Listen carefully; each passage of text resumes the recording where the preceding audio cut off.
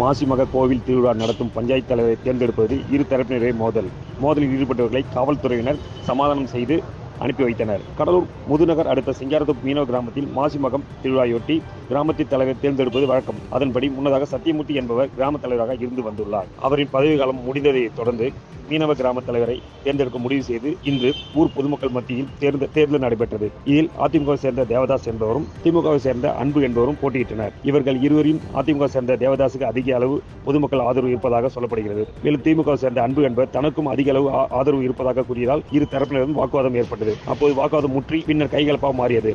அப்போது பாதுகாப்பு பணியில் இருந்த காவல்துறையினர் அவர்களை சமாதானம் செய்து அனுப்பி வைத்தனர். மேலும் மீண்டும் மோதல் ஏற்படாமல் இருக்க முந்தைய தலைவர் மீண்டும் மாசிமக திருவிழாவை நடத்த வேண்டும் என்றும் திருவிழா முடிந்த பிறகு வருவாய்த்துறை முன்னிலையில் பஞ்சாயத்து தலைவரை தேர்ந்தெடுக்கலாம் என்ற காவல்துறையினர் தெரிவித்துள்ளனர். எம்நாடு செய்தியாக கடலூரிலிருந்து கொளஞ்சிநாதன். பாதகம் செய்பவரை கண்டால் நாம் பயங்கொள்ளலாகாது பாப்பா, மோதி மிதித்து விடு பாப்பா, அவர் முகத்தில் உமிழ்ந்து விடு பாப்பா.